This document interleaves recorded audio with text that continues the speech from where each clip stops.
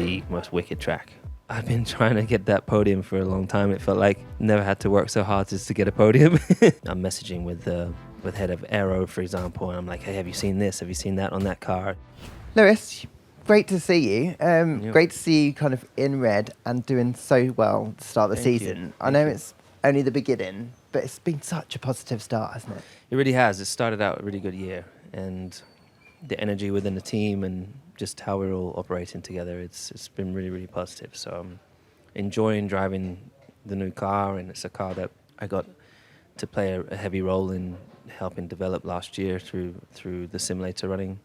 So it's nice to see some of the things that I asked for come through onto the design of the car and get to feel them positively. How much do you think that has helped, that, you know, that second winter, that time where you've got to get stuck in a little bit more with the thing you call your office, essentially, week in, week out? It's a huge difference, and it's a huge undertaking. I think people, for sure, when they watch, they will not understand how big it is when you move to a new team. You can arrive and jump into a cockpit, but learning the new tools, particularly a different culture and a different way that people like to work, and adopting that into the way you like to work. And then if you look at last year, for example, it was the end of an era of car, and we didn't develop through the year. So we were kind of stuck with what we had, which ultimately wasn't good enough for us to compete for wins. But it's, took so many learnings through that last year as a team, and we're applying those to this year, and it's just started off so much better. In enjoying driving these new cars, just how much of a relief was that when the car was quick, basically, and you felt like you had something to work with and you enjoyed it again? Well, I think one, it's really nice that we've started the season that we don't have bouncing, because obviously that last generation was a nightmare for everyone with bouncing, apart from maybe the Red Bulls. And so that's one thing out of the way, and it comes then back down to just pure car performance. Everyone's starting from scratch, and it's a big reset for everybody. So then it's a race to the finish line. It's like a race to see who can develop and push the team and row faster and stronger and with more stamina through the season to continue to pile on performance to a car. That makes it so much more exciting. We're seeing development coming through. I was at the factory last week, and this is the time that you can go to the different departments, and you can hold meetings with people, say, okay, what are you focusing on here? These are the areas that I'm really struggling with the car. Can you put some more resource here? This is exactly what we need. And last year we couldn't do that because there was no point going and having those meetings for the car that we were in. But at least we got to have those in plan for this year. So how good was it when you've been putting all that work in, the team putting all the work in, you got on the podium in red, you were back on there? It must have been incredible. Yeah, I mean, obviously I had the sprint race last year, which was amazing, and my dad was there. Then to bring my mum to China and then have this amazing week with her and then have my first podium was very, very, it made it incredibly special, the whole experience. And just kind of, I've been trying to get that podium for a long time. It felt like never had to work so hard just to get a podium. So I was very, very grateful, and it felt like the first, even though I've been fortunate to have had quite a few, and it felt even more special to be in red, but also to be up there with Bono and Kimi with his first win, and George. So it was very nostalgic, I would say.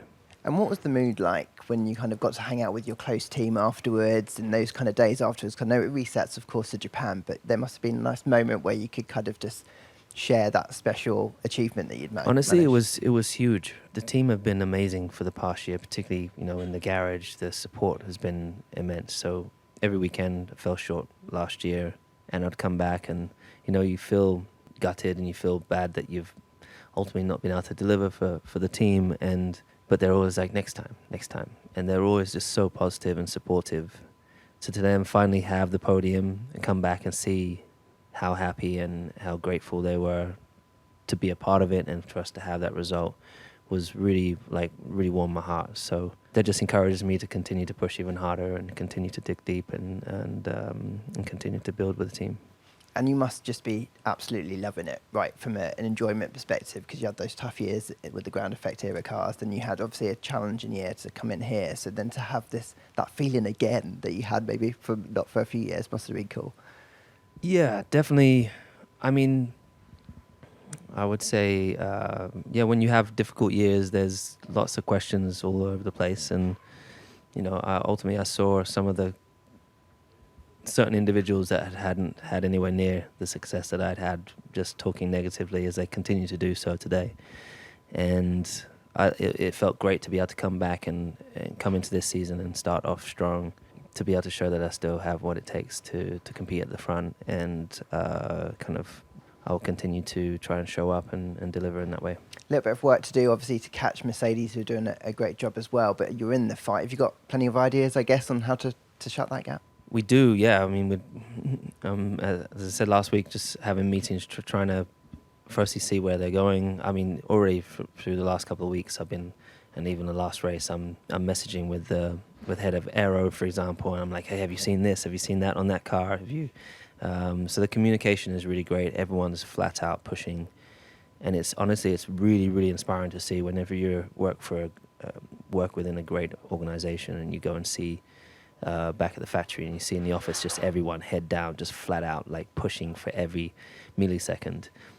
That's those are the bits that I love the most about this sport, and that I wish people got to see. That's where you kind of get you go back and you get inspired, and you come back, you're like, okay, the guys are really on it. So I'm excited for the next couple of months. So let's talk Japan. It looks like you've had the best time the last couple of days. That samurai lesson looked incredible.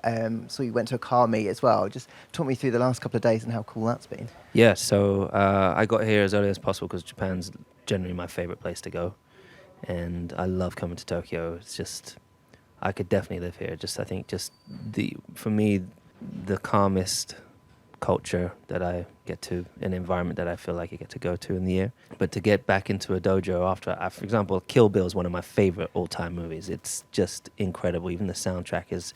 So, but the swords, I've always wanted one of those, a samurai sword, like a real one from that movie. And anyways, I got to go and meet with the guy that is a legendary samurai master, and he did all the choreography for the movie. So we had quick lessons, and then we had to kind of do a scene, and it was so cool. And then we did a car meetup. I've always wanted to do it because obviously you've seen in Japan, they love their cars, and some of the videos I've done with the Skyline GTR is one of my favorite movies. One of my favorite cars. So I wanted to go and do this meetup, and that's the first time I had the chance to do so. So I called it, and they called all these people. People turned up, which was really neat. What a way to start the weekend. Yeah. So just one final question then. You get to go and have fun on one of the greatest racetracks in the world in a car that seems pretty fun to drive. What are your expectations for the weekend? It's a tailwind pretty much through the whole weekend through the S's, which is the slowest wind direction for this track. Normally you want a headwind through there. But also none of us know how this car's going to behave through this track. Last year we had loads of downforce. This year a lot less. Be interesting to see how racing is here. We have less SM zones here. We only have 2. But this is the most wicked track. I don't know. There might be some negatives, like the power shuts off just before 130R, which is normally flat out. So you'll be like derating through there. But either way, it's just an incredible circuit to drive, and I'm really, really hoping that we can. I don't know whether or not we can close the gap this week. We've not brought upgrades in order to do so. So Mercedes will probably still be rapid on the straights, but as I said, there's less SM zones. So hopefully that means we can be closer. Awesome. Well, have fun out Cool. there, and best of luck this weekend. Thank Thanks, you. Lewis. Cheers.